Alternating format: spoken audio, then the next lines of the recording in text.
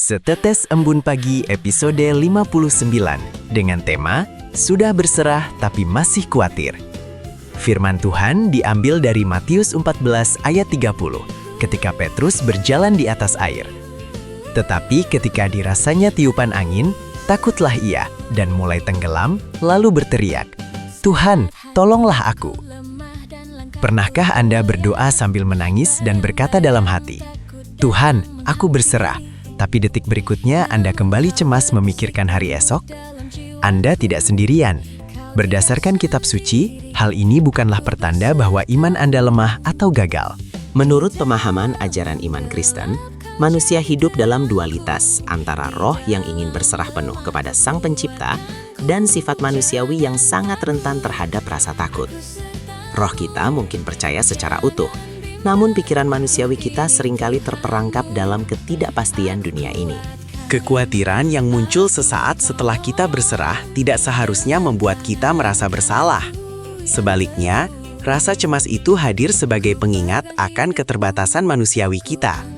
Ia mengingatkan bahwa kita tidak memegang kendali atas segalanya. Dan justru karena itulah kita sangat membutuhkan pertolongan Tuhan di setiap hembusan napas.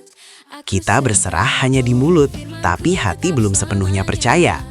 Kadang-kadang kita berkata, "Tuhan, aku serahkan." Tetapi di dalam hati masih ingin mengontrol hasilnya. Kita masih berfokus pada masalah, bukan kepada Tuhan. Kekhawatiran muncul ketika kita lebih melihat besarnya masalah daripada kebesaran Tuhan. Karena berserah bukanlah sebuah mantra ajaib yang secara instan menghilangkan masalah, melainkan sebuah proses dan keputusan yang dilakukan setiap hari. Saat rasa cemas itu datang lagi, terimalah rasa itu dan kembalilah berserah. Jadikan setiap kekhawatiran sebagai pijakan untuk semakin mendekat kepadanya, menuju kedamaian abadi. Langkah praktis mengatasi kekhawatiran adalah 1. Ulangi penyerahan setiap hari, bukan sekali saja. 2. Ganti pikiran negatif dengan firman Tuhan. 3. Perbanyak doa dan ucapan syukur. 4. Ingat kesetiaan Tuhan di masa lalu. 5. Belajar percaya, bukan mengerti semuanya. Ingat, Tuhan tidak menolak orang yang sedang bergumul.